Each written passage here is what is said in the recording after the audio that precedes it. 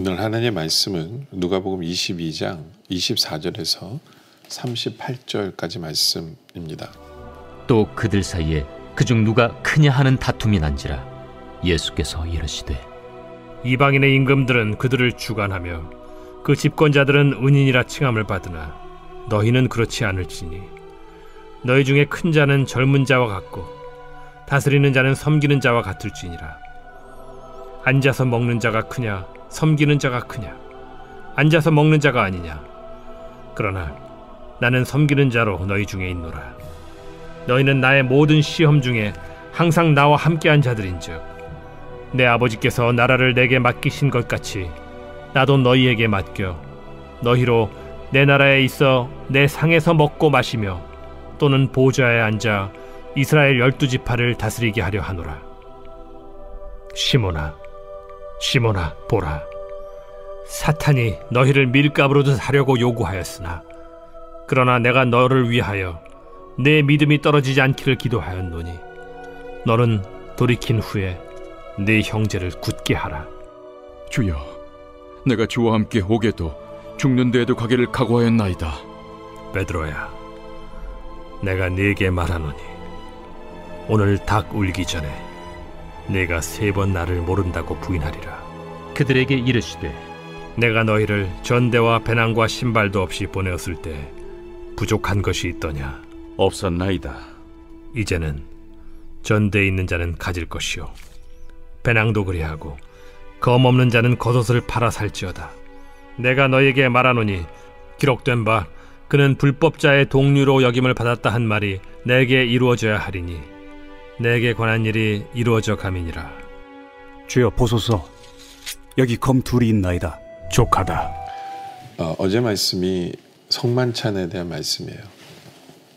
우리에게 해당되는 건 뭐냐면 십자가의 은혜 뒤에서 십자가의 그 성만찬은 바로 주님의 십자가 지심을 나타내는 그 기념하는 장면이거든요. 바로 그 십자가의 은혜 뒤에 참 이들의 모습이 어떻게 보면 가관이에요. 24절에 또 그들 사이에 그중 누가 크냐 하는 다툼이 납니다. 그 십자가의 은혜를 전혀 모르는 행동들이 나오죠. 그건 뭐냐면 서로 높아지려고 싸우는 그러한 장면들. 서로 자기가 잘나길 원하고, 그렇죠? 그런 인간들의 모습이 여실히 드러나죠. 그 모습을 주님께서 보시면서 25절에 예수께서 이르시되 이방인의 임금들은 그들을 주관하며 그 집권자들은 은인이라 칭함을 받으나, 이게 무슨 얘기냐면요, 이방인의 임금은요, 그러니까 세상은 자기 멋대로 주관하는 것이 임금이에요. 네. 그리고 집권자들은 은인이나 치감을 받는다. 이것은 뭐냐면 그 당시에 사람들에게 이렇게 은혜를 베풀어요. 왜냐하면 종 만들기 위해서 은혜를 베푸는 거예요. 그러니까 내 신세를 줬어, 그럼 넌 내 종이야. 이런 개념이 세상 사람들의 개념이에요. 세상 사람들의 개념이죠. 근데 주님께서는 그걸 떠나서 26절에 너희는 그렇지 않을지니 너희는 세상 사람들의 개념으로 살지 말아라. 너희 중에 큰 자는 젊은 자와 같고 다스리는 자는 섬기는 자와 같더라. 예. 다시 말해서 섬기는 자가 되라라는 거예요. 어떤 인텐션이 있는 게 아니에요. 얘를 날 종삼기 위해서 그런 인텐션이 아니라 그런 인텐션이 없이 정말 섬기는 자로 사는 것. 그것이 주님이 원하시는 거다. 누가 높아지기 위한 게 아니라 섬기려고 살아라 라고 얘기하는 거예요. 27절에 앉아서 먹는 자가 크냐 섬기는 자가 크냐 앉아서 먹는 자가 아니냐 그러나 나는 섬기는 자로 너희 중에 있느니라. 예수님께서 방금 전에 해주셨던 그 성만찬의 모습이에요. 예수님이 일어나셔서 뭐 하셨어요? 네? 나눠주셨어요. 그리고 그들은 앉아서 먹었어요. 앉아서 먹었어요. 그렇죠? 누가 큽니까? 예수님이 큽니까? 제자들이 큽니까? 예수님이 커죠. 예수님이 뭘 하신 거예요? 본인이 일어나셔서 본인이 섬기셨어요. 본인이 섬기셨어요. 네? 바로 그 섬김을 배워야 한다라는 거예요. 정말 그 성만찬의 은혜를 깨달은 사람이라면 십자가의 은혜를 깨달은 사람이라면 십자가의 은혜를 깨달은 사람이면 정말 내가 어떻게 섬길 것인가 내가 하나님을 섬길 것인가 뿐만 아니라 내가 내 이웃을 어떻게 섬길 것인가에 대한 고민을 해야지 내가 어떻게 하면 더 높아질까에 대한 고민을 하는 것은 아니다라고 우리에게 말씀을 하시는 거죠. 그래서 28절에 너희는 나의 모든 시험 중에 항상 나와 함께한 자들인즉 29절에 내 아버지께서 나라를 내게 맡기신 것 같이 나도 너에게 맡겨 너희로 내 나라에 있어 내 상에서 먹고 마시고 또는 보좌에 앉아 이스라엘 12지파를 다스리게 하려 하노라. 그렇죠? 주님께서는 그들에게 하나님의 나라 속에서 다스림의 권세를 주신다라고 말씀을 하십니다. 근데 이제 제자들이 잘못하면 오해하죠. 그렇죠? 서로 높아지려고 하는 사람인데 우리가 다스릴 수 있어? 그럼 진짜 우리 높아지네라고 생각할지 모르지만 주님의 이 다스림에 대한 말씀을 앞에 하신 것을 기억해야 돼요. 다스린다는 건 뭐냐면 섬긴다는 거예요. 그러나 섬김의 자세로 다스려야 돼요. 우리 믿는 성도들은 제대로 다스릴 필요가 있어요. 제대로 다스린다는 그 의미가 뭐냐면 종이 되지 않아야 돼요. 특히 우리는 세상의 속에서 종이 되지 말아야 돼요. 세상의 종이 되어서는 안 돼요. 예. 세상의 종이 된다는 건 뭐냐면 세상의 뜻을 쫓아가고 세상 속에서 우리가 져서는 안 돼요. 자꾸 우리가 섬기라고 하니까 세상 속에서 그들 죄마저도 따라가고 그들의 잘못된 것도 이해해주고 뭐 이래서는 안 된다라는 의미가 이 안에 또 들어있는 거죠. 그렇죠? 우리는 세상을 다스릴 줄 알아야 돼요. 말씀으로 다스릴 수 있어야 돼요. 세상과 타협해서는 안 돼요. 그렇죠? 세상에서 넘어지면 안 돼요. 다스릴 줄 알아야 돼요. 물질을 다스릴 줄 알아야 되고요. 그렇죠? 그러니까 섬기라고 해서 우리 보러 세상과 타협하라는 얘기가 아니라는 것을 우리가 분명히 기억할 필요가 있다. 라는 것을 오늘 말씀은 우리에게 설명을 하고 있는 거죠. 그렇죠? 그러면서 33절에 시몬아 시몬아 보라 사탄이 너희를 밀가부르듯 하려고 요구하였으나 그러한 내가 너를 위하여 내 믿음이 떨어지지 않기를 기원하노니 너는 돌이킨 후에 내 형제를 굳게 하라. 이미 예수님의 인텐션에는 너는 그 베드로가 시험에 넘어지는 것을 이미 생각하세요. 그래서 돌이킨 후에 이제 형제를 굳게 하라라고 말씀을 하시죠. 바로 이 말에 베드로가 자존심 상했는지 몰라요. 난 내가 왜 넘어집니까? 라고 생각하는 것 같아요.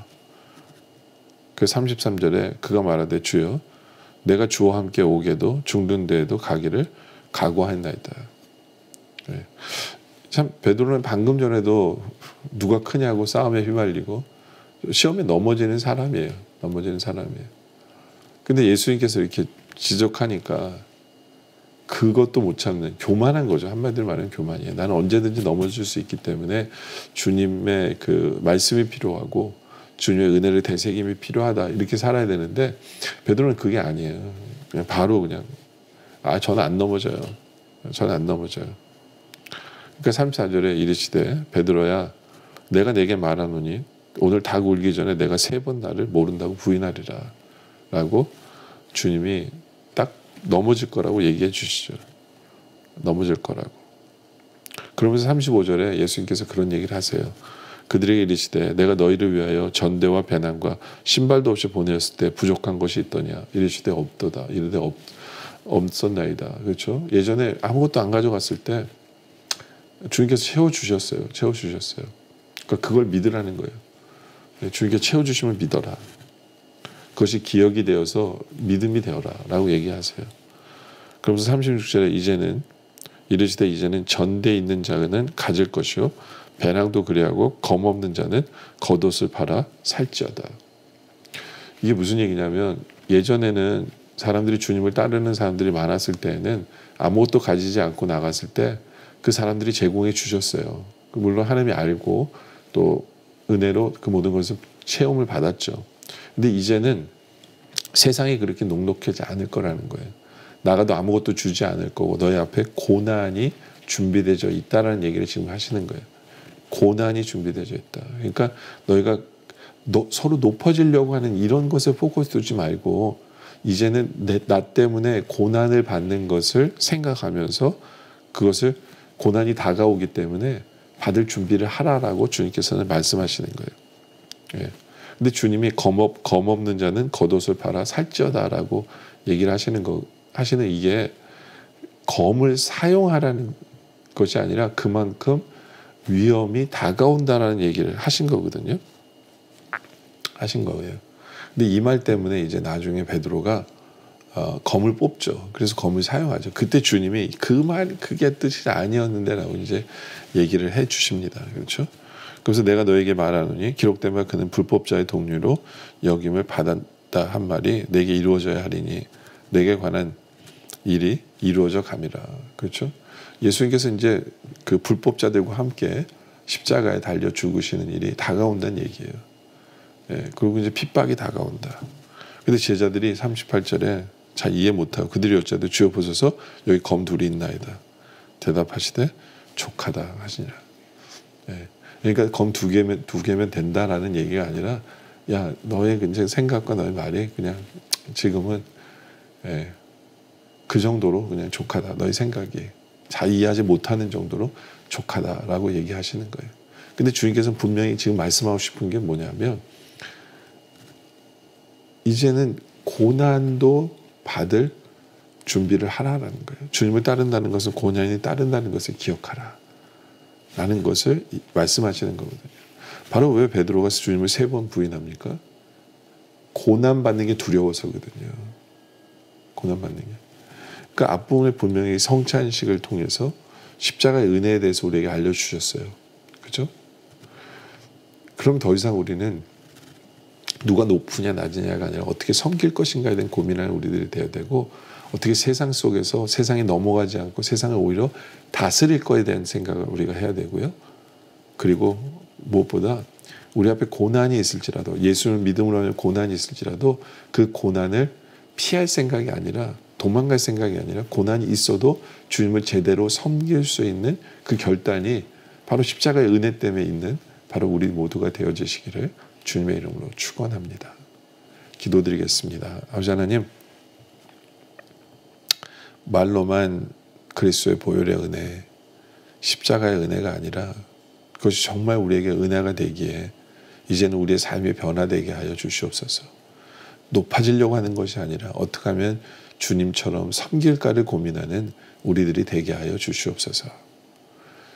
세상 속에서 정말 섬기라고 하니까 세상 속에서 죄도 섬겨야 되는 것처럼 착각하지 않게 하시고 오히려 세상을 다스릴 줄 아는, 말씀으로 다스릴 줄 아는, 하나님께 주신 물질을 다스릴 줄 아는 그런 제대로 다스림에 대한 개념도 정확히 알고 있는 우리들이 되게 하여 주시고 그렇게 되게 하여 주시옵소서. 아버지 하나님, 주님의 은혜 때문에 주님의 이름으로 섬기다 보니 고난도 우리에게 올 수 있음을 기억하게 하여 주시옵소서.